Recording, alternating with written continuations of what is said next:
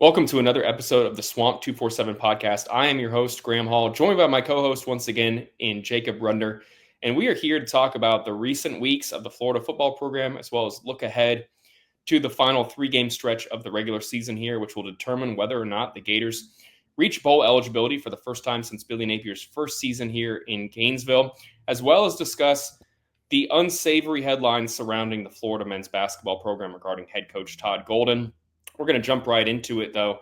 Since we last did an episode, things have drastically changed for the Florida football program. Really, the saving grace of Florida's offense after Graham Mertz went down against Tennessee with a season-ending torn ACL injury has been DJ Lagway, but Florida fans, as they all know by now, lost him for an undetermined amount of time with a hamstring injury, a grade 2 hamstring strain against Georgia in the second quarter there. And in the time since, you have seen Florida's offense take an absolute monumental step backwards here. Even though the ground game has been effective, Florida's passing game has left much to be desired, with preferred walk-on Aiden Warner leading the way. But we have seen glimmers of hope in recent days that DJ Lagway could make a return sooner than later here. He went through warm-ups in Austin, Texas, ahead of the game, and then ultimately exited the tunnel, not dressed out for the contest, remained sidelined for that game. And Aiden Warner went 12 of 25 passing with a pair of interceptions. And Florida, their running back 1-2 punch of Jaden Baugh and Jacoby Jackson were able to combine for 204 yards on the ground. And Florida's offense was able to put 300 yards of offense on Texas for the first time this season for the Longhorns. They hadn't given up more than 300 yards in a game thus far in 2024, but moral victories don't count here, and Florida absolutely is hoping to get Lagway back. Jacob, what have you heard, not just from Billy Napier, but behind the scenes regarding Lagway's status, what he's been able to do in practice this week as he looks to potentially make a return this week against an LSU team coming off a demoralizing 42-6 loss to the Alabama Crimson Tide on Saturday, a team that with 3 losses may find itself out of the college football playoff picture, and Florida may have a chance, if they get Lagway back, to take advantage of a talented LSU team that may have seen their hopes of competing in the expanded college football playoff take a significant hit on Saturday. Yeah, as far as DJ Lagway goes, I would say that there's a similar story of progression this week as we heard last week. He did participate to some degree in practice on Monday, Florida's walkthrough day. He was a limited participant on Tuesday in a non-contact jersey, and the same can be said for his participation on Wednesday. I was told that DJ Lagway participated in most activities, was able to throw the ball, participated in team periods, took reps with the first team offense, but so did Aiden Warner. And I think that that's really the biggest thing, as it relates to this story, not so much what DJ Lagway is doing, but rather what his backup is doing right now in practices. And that is still preparing as if he's going to be the starter. I do think that Florida has some increased optimism this week that DJ Lagway could return. I don't think, however, that it's something that anybody's confident in yet. Today, Thursday, will be a very big day in determining whether or not he is going to be available, or even so much as a game time decision, which I do anticipate for this Saturday's contest against LSU. I think he'll have a chance. I think he'll do the same thing he did at Texas, which is to go through warm-up, let the training staff evaluate him, and let them make the decision. The message from Lagway has been clear throughout these last 2 weeks to Florida's coaching staff. He wants to play, and he wants to play now. He thought he was capable of doing so against Texas. It was Florida's training staff and coaches who ultimately determined that he wasn't quite ready to do so. And so I would imagine that we're going to see a similar process unfold this week, where DJ Lagway does his best to be able to get back on the field. And it's simply a matter of whether or not the guys around him, the people who make decisions, are going to allow that to occur. Yeah, and even if he is able to go, it's a question of whether or not he's going to be as capable as he was when we saw him to start the regular season. I mean, he's a mobile quarterback. I wouldn't define him as a dual threat quarterback necessarily here, but he's a guy who can make plays with his legs, get outside the pocket, throw on the run. He obviously, as people have watched, has a fantastic deep ball. He's insanely accurate on throws over 40 yards, and he gives Florida the best chance to be explosive here. But they're going to take a cautious approach with him, even if he is able to take the field on Saturday, because knowing that injury, a soft tissue injury, can get worse before it gets better here is something that they have to keep in mind. And you don't want this issue to be one that becomes a lingering one that could extend into 2025. And you certainly don't want the quarterback also to feel as if he was mismanaged or put in harm's way, where he's not going to be able to potentially go through spring practice or winter workouts even. So this is a delicate situation for Florida, given their competitive chances, that they understand that DJ Lagway gives them the best chance to be successful offensively, but also they don't want this to be a situation where they rub the quarterback the wrong way and upset him or his family in any way and put him in harm's way. And he's certainly not the only key Florida player that is dealing with injuries. Montrell Johnson Jr. has been inching closer to a return each week, but we have yet to see him. He's missed 3 consecutive games since going down against Tennessee. Billy Napier has said that he is not 100% when we spoke to him after Wednesday's practice session. He was listed as questionable on the availability report, but they can take solace that Jaden Baugh and Jacoby Jackson have been very effective as 2 guys that started as the 3rd-string running backs on that initial depth chart that we saw. And Florida is also listed Elijhah Badger as questionable after he missed the contest against Texas here. From getting information on Badger, what have you heard regarding him and his chances of playing? Because already without Eugene Wilson III, it would seem that for Florida's passing attack to have its best chance of being successful, whether it's Lagway or Warner leading the way, they're going to need a guy like Badger, who is an experienced player, has production both at Arizona State and the start of his Florida career here this year. What are you hearing regarding Badger and his chances of playing, and maybe even the chances of Montrell Johnson suiting up for Florida on Saturday? Well, I was actually going to let me start with Montrell Johnson. I think that Montrell Johnson, of all the guys that we're talking about right now who are in that questionable category, is probably the closest to doubtful rather than being closer to questionable or a game time decision. As Billy Napier said, and it is accurate, Montrell Johnson is still not 100%. And the reality, Graham, is they don't really have a reason to push him back right now. This is a guy who does have a lower body injury that they need to be careful with. And the reality is Jaden Baugh and Jacoby Jackson, who you've mentioned, have done a great job filling in for him. I thought that both of those guys looked fantastic against a very good Texas defense that ranks among the top 5 teams in the nation in nearly every meaningful category. They did a fantastic job. And that was even against, I should add, a consistently stacked Texas box. They did not respect Florida's passing game because, quite frankly, there was no reason to. And so they just sold out for the run and put a whole bunch of guys up at the line of scrimmage and in the box, and they still succeeded. So the incentive for Florida to try and hurry Montrell Johnson back, in my opinion, is unnecessary. You have 2 backs who are very capable and have proven that they can do a good job. I, at this very moment, at 10:54 in the morning on Thursday, would label Montrell Johnson much closer to doubtful. Badger, on the other hand, I would say is much more probably, I would go as far as to say probable if that was an injury designation in the SEC, which we haven't really seen yet. I do believe that Badger will play this weekend. He practiced fully, albeit in a non-contact jersey yesterday. And when I say fully, I mean he did go through everything. Team drills, skill position, all of the things. Badger was ready to go. I do anticipate him playing this weekend. Of course, though, I should add, things can change. Florida still does have a practice today being Thursday. And then Friday, there is another workout, just kind of a walkthrough that they'll have to go through as a final clearance, and pregame warm-up as well will be that kind of final checkpoint for him to get back into action. But I do think Florida will have one of their better deep ball receivers. And the ability, as you mentioned, to have Chimere Dike and Elijhah Badger back on the field should do some favors to a team that has been very beat up on the outside at skill positions. Yeah, I mean, quite frankly, this point of the season, who's not banged up? Honestly, there are players throughout every single roster who are dealing with various ailments, and you never really know what's going to hold someone back. And you never really know also what the designation on an injury report can mean, because when you're a veteran, there's, I think, a little bit less of a motivation, you could call it, to list guys as available if they have a minor ailment, because they don't really need the amount of practice reps as you would require if you're a young player. So I do think that whenever you see a veteran here on the availability report, you always kind of wonder what the designation, what the motivation is for that. So getting information like you just provided on some of the veterans on Florida's roster, whether it's Montrell Johnson or Elijhah Badger, is certainly something that we strive to do over at swamp247.com. You can check out Jacob's work regarding the situation at Florida. If you're a subscriber, you know that he's been keeping you plugged in consistently on the status of multiple Florida players.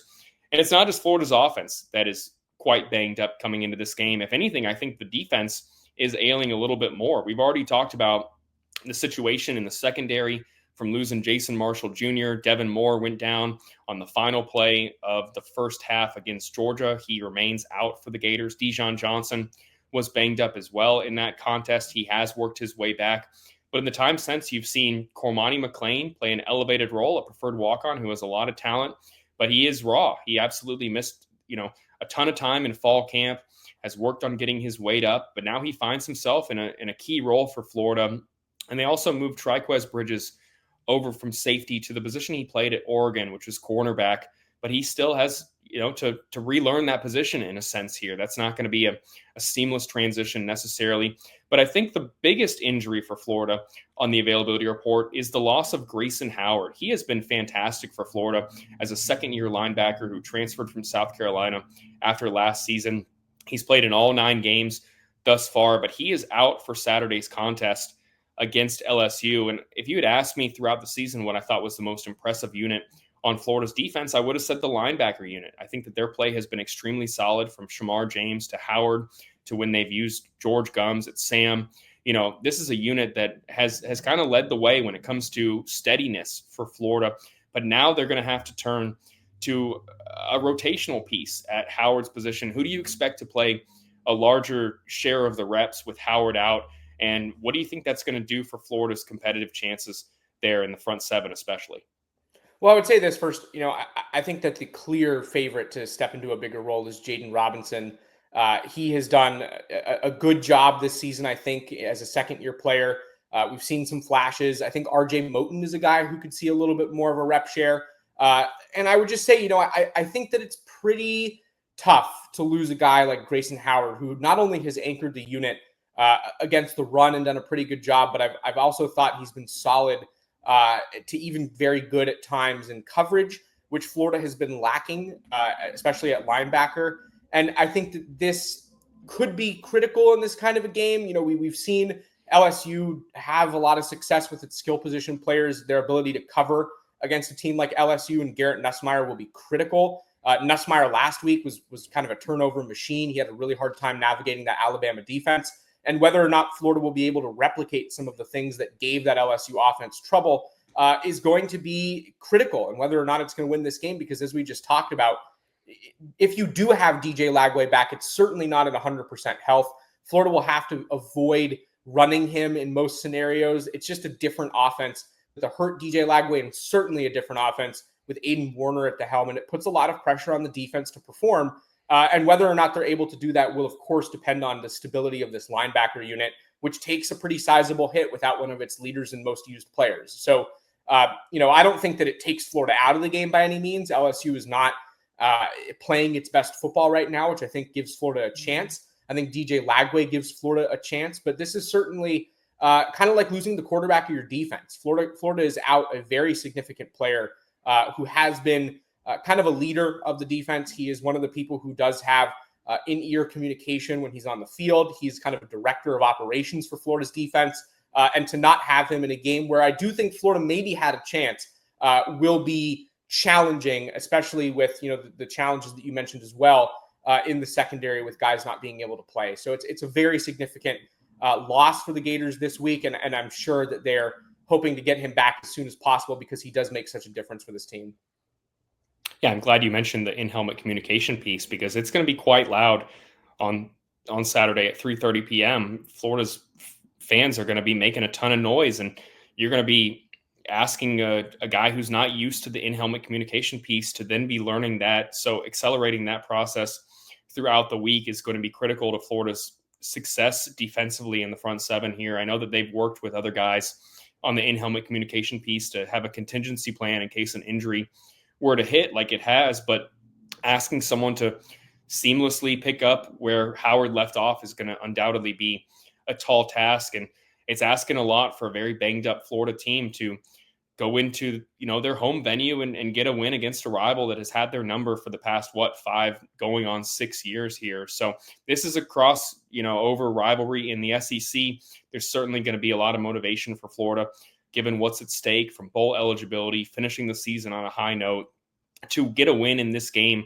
But it's going to be a tall task, knowing that they're going to be relying on a lot of second string, third string players going into this game on both sides of the ball.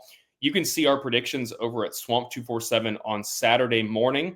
We're going to save those until we obviously get a little more information and feel a little bit more solid in our predictions here. Jacob will have those up before the game on Saturday, so make sure you check out Swamp247 to see what we think about how this game will unfold. We'll have Blake Alderman's prediction as well, and he'll also have a ton of recruiting content, so make sure you check that out on Friday and on Saturday. It never stops over at Swamp247. But before we get out of here, we're going to pivot a little bit and talk about the Florida men's basketball program, which has started the season 3-0 for the first time in head coach Todd Golden's tenure in Gainesville. But as people know by now, and if you don't know, you should check out Swamp247 and do a little Google search as well. Florida is facing a little bit of a controversy hanging over the Florida men's basketball program right now after head coach Todd Golden has become the subject of a Title IX investigation, as reported by the Florida student newspaper, the Independent Florida Alligator. We're not going to go entirely into the allegations themselves, but what we can say is that this is something that is going to hang over the Florida men's basketball program for the foreseeable future. I don't know when a resolution will come. That process can take a undetermined amount of time as Florida, their Title IX office, conducts an investigation. It can be swift. It could be a year. This could be something that the Florida men's basketball program has to deal with throughout the remainder of the season here, which that in alone, I will say, is quite unfortunate, especially for the players on Florida's roster. But heading into road venues that they're going to deal with, this is going to be something that's going to be used to heckle Todd Golden throughout, as he remains the head coach, has not stepped away from the program, starting with this first true road game of the season, which is going to be tomorrow, Friday at 6 p.m. in Tallahassee against an in-state rival in Florida State, another team that is off to a 3-0 start after they picked up a win on Tuesday night against Tarleton State. So, Jacob, just briefly, just these allegations hanging over the program, do you expect, in your opinion, for them to affect the play on the court? Or is Florida, the mature group of players that they have, from the veterans, the seniors, and Elijhah Martin, Walter Clayton, Will Richard, do you expect them to not let this affect their on-court product, even as this is a dark cloud hanging over the program right now? Yeah, I mean, listen, I think that the first thing I would say is you and I were both at their game against Grambling State when they won pretty handily. I didn't really see any impact of the situation going on off the court on their play in that game. But I would say this, Grambling State is a lower level opponent. Sure, they did have a pretty good game against Ole Miss on Ole Miss's court, but still not the level of competition that I think is going to challenge a team like Florida, which does have a very talented roster. So whether or not that was an accurate measure of how they're going to perform in the current environment, I don't know if it was a very good one. And I would also add this, Florida's fans did show a pretty overwhelming amount of support in that game. There was a lot of cheering. Todd Golden was introduced before the game, and the crowd did welcome him as it normally would. I didn't really experience in my mind when I was sitting there any noticeable differences between what went down on, Monday when Florida played Grambling State versus any other game prior to these allegations becoming public. What I will say, though, is I think it's very fair to assume that the road environment, especially one like at Florida State, is going to be very unkind to this team. There's no reason to assume that opposing fan bases are not going to use this material as a way to get under Florida's skin. And I don't know if it's going to work or how they're going to deal with that. I would imagine that this is a team that's smart enough to understand what's coming from the player level. I don't think that it's going to be a surprise to anybody to see the environment that was already going to be quite hostile towards them to be even more hostile. And so there's an element, of course, to, it's easy to talk about and prepare for, but it's one thing to do that, and it's another to actually experience it and beat it. And so, look, I think it easily could be a distraction, and it could easily take away from the play that we've seen from the Gators so far. Do I think that's what's going to happen?